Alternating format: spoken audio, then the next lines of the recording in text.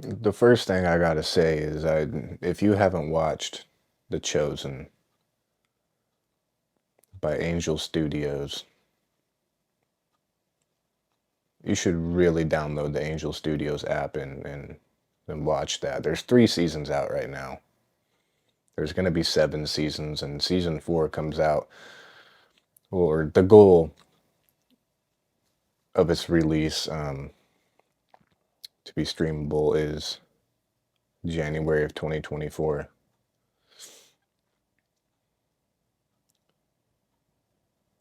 If you've wondered what Jesus is like and why he became such a polarizing figure in so many ways, and why he's lasted the generations, and not, it's like Jesus isn't just some guy that got famous and like made cool music or something, or made something revolutionary. He is the way. I know for a lot of people it's hard to see, especially in modern day. But here's what blew my mind the most, and what you will notice if you watch this, and even if you read the Bible, if you figure out the story of Jesus, you will notice that the very people who plotted for his demise carried out the prophecy that they were telling him that he was wrong about. It's mind-boggling that he's letting people know, I am the Messiah, I am the Son of Man, I am the Lamb of God, I am He, I am here, this is time. Read the prophecies of Isaiah and look at what is happening. And those people, his people, could not accept it. They saw him as the Antichrist. They saw him as, he's just a blasphemer. Like it's like everything he's doing is just wrong and it's horrible and just they can't believe it. It's such a sin. It's blasphemy. But at the same time, everything he was doing and everything that was happening and how they were reacting to him, literally them not believing in him and how they were reacting to him, was part of that prophecy. And they didn't see it.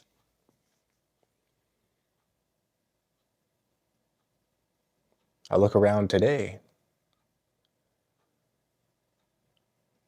Like, really, if you just open your eyes for a minute and look around and read what Jesus said was going to happen before he comes again, for the second coming. We are nearing the end of days. And look, people got it wrong the first time. Horribly wrong. And I'm sure even more are going to get it wrong the second time. People aren't going to believe in God. The people that do believe in Jesus and believe in God are going to be hated on. They're going to be spit on. They're going to be every bad thing you can think of. No one's going to believe them. They're going to be the outcasts. Because everybody else is going to be brainwashed into this new age. When the Antichrist comes, there's going to be the mark of the beast. It all sounds weird, I'm sure, because it comes from a Bible and it comes from prophecy, but it's not going to be weird when it happens. That's the thing. It's not going to be weird when it happens. It's going to seem like normal, like we just evolved into it, you know? But here's the thing about the mark of the beast. We're going to know it's the mark of the beast. We're going to know that that is an immediate choosing of a side.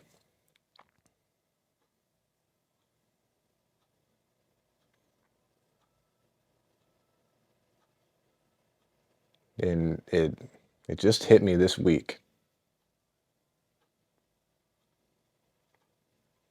that I've done it all wrong. I've had moments where I wanted to run to God and change my life around. I've had moments, but I never stuck to it. And every day I just feel this, I feel such a tug. There's a very big part of me that just kind of wants to end everything I have going in my life right now and renew my life and live for God and go work at a church. Go, work in the ministry, spread the gospel, spread the word. There's a very big part of me that wants to do that. And to a lot of people, that's going to sound ridiculous, but I don't care. That's okay. It's all right if it sounds ridiculous. But it's really in my heart. I yearn for that. I want to be with Jesus. I want that love. I want that hug, that warmth, that understanding, that I don't know how to explain it. But I yearn to be with him. And I have for years. I have felt it in my heart for years. I do not know why I didn't just go for it. And I feel like I'm just closer and closer to actually just doing it.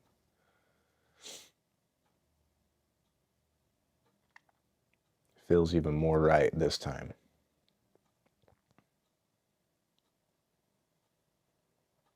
I don't know if you guys have ever, or I don't know how many of you have ever given up a habit like smoking cigarettes or smoking weed.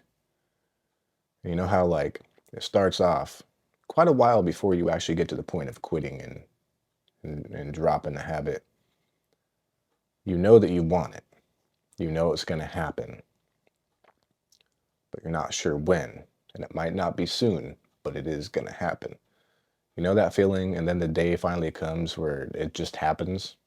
It's almost like your mindset is growing into that headspace where you're not going to have that habit. I don't know how to explain it, but it's like you're giving yourself time to ease into the thought of letting go and living a new way. That's what's happening to me. That is what's happening to me. I can feel it. I am aware of it.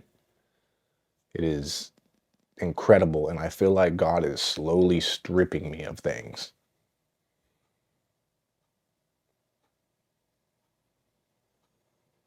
I'm not going to go into details. I'm not going to say anything about it, but just know I feel like God is stripping me of things.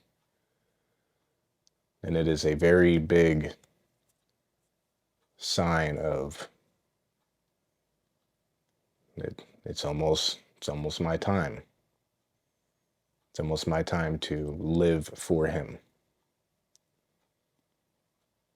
Last night when I was going to bed, I did a nightly prayer, thanking him for peace that'll be able to come over my eyes while I sleep, and praying to him to allow me to wake up peaceful and to sleep peaceful. Just thanking him, gratitude.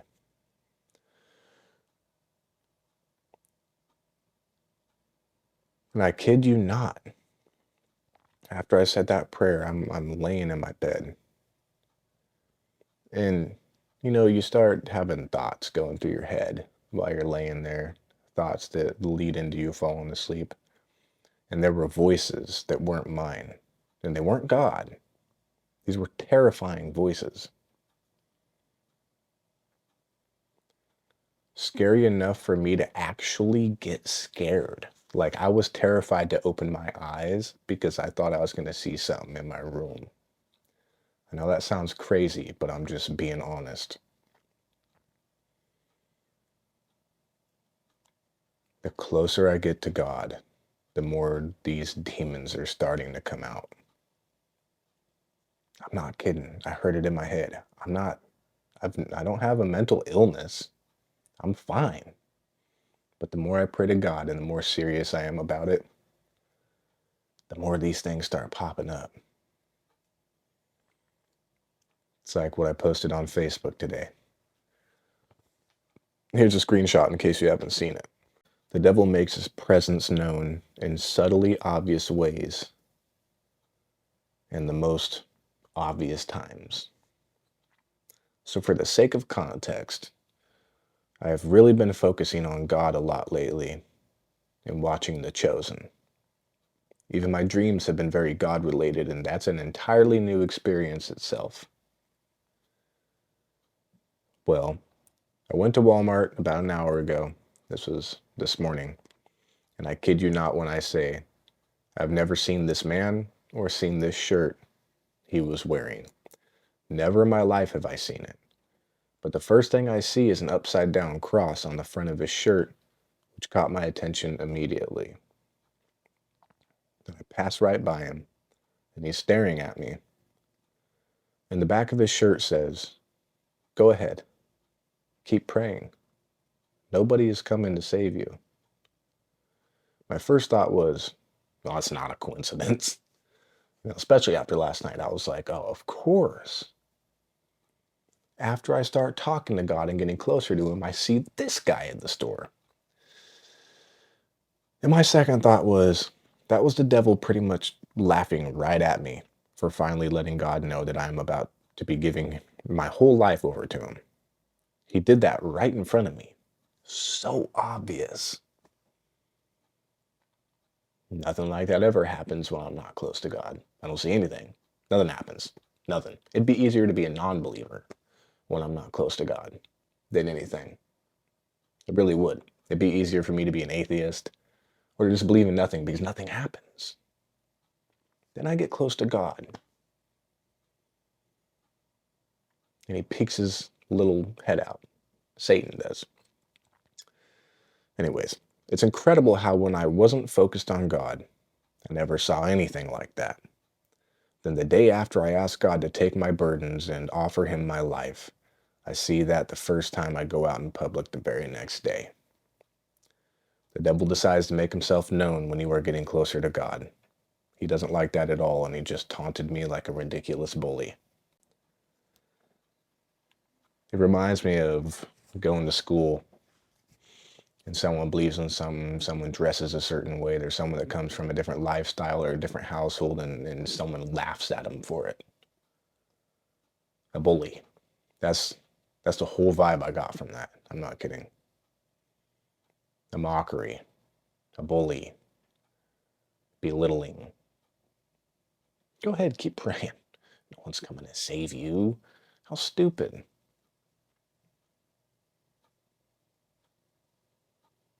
God is there, and Jesus is coming. And I just pray all of you end up feeling just even a small part of his love so you can crave more and want more and search for more.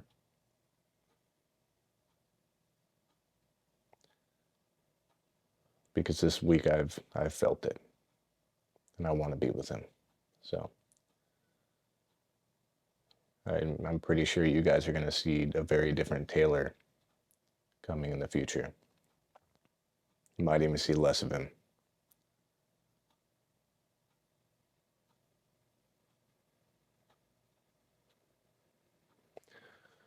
God bless all of you.